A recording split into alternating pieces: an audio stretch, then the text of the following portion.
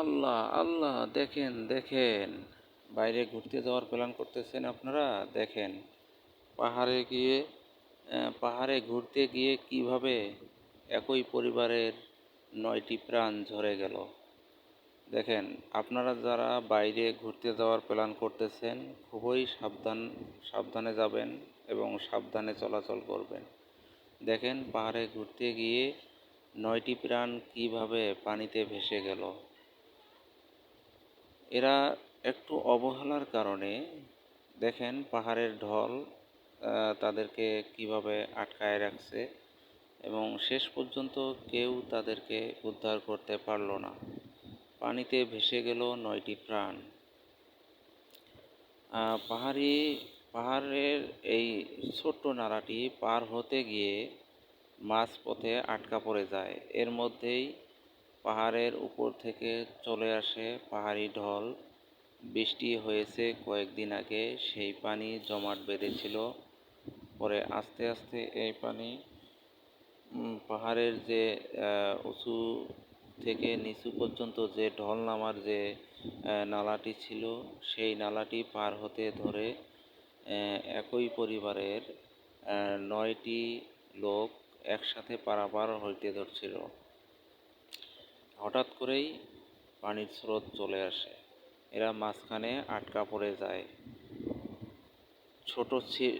এর মধ্যে শিশু ছিল 2টি। একটি শিশুর বয়স আনুমানিক 7-8 মাস হবে, আর একটি 6-7 বছর, আর মোটামুটি বাকিগুলা 14-15 বছর থেকে ওপরে 40-45-50 বছর পর্যন্ত ছিল।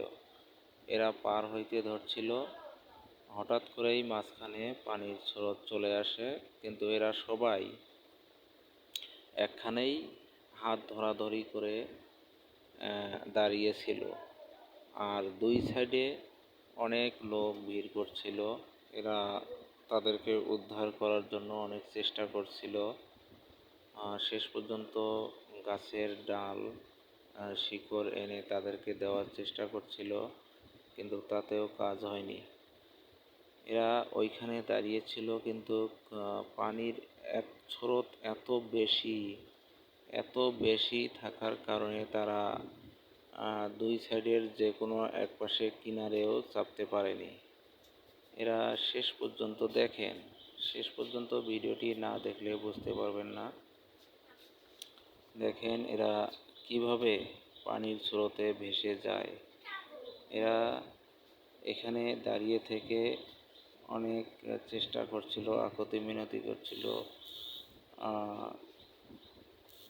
উদ্ধার করিয়ে আনার জন্য, কিন্তু শেষ পর্যন্ত পানির যে স্রোত এত বেশি, এই যে দেখেন আস্তে আস্তে যাওয়া শুরু করলো। অলরেডি 2জন পানিতে ভেসে গেল, কিন্তু এরা আমার মনে হয় এরা সাঁতার কাটতে পারতো না।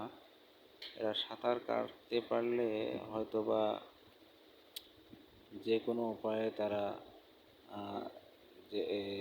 যে কোনো এক কিনারে পৌঁছাতে পারতো, কিন্তু শেষ পর্যন্ত তা আর পারেনি।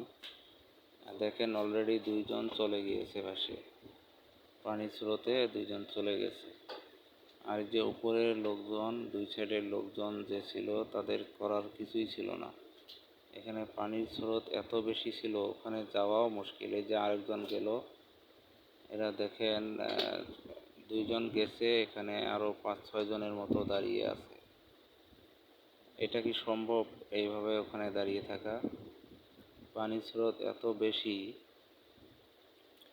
যদি ওখানে অন্য কিছু ভারী জিনিস থাকতো, সেই জিনিসের ধরে হয়তোবা দুই সাইডে চাপতে পারতো ওরা, কিন্তু তার ব্যবস্থাও ওখানে ছিল না। তাই সবাইকে বলতেছি, আপনারা যারা বাইরে ঘুরতে যাওয়ার চিন্তা ভাবনা করতেছেন, খুব সাবধানে যাবেন এবং খুব সাবধানতা অবলম্বন করে ওখানে চলাফেরা করবেন।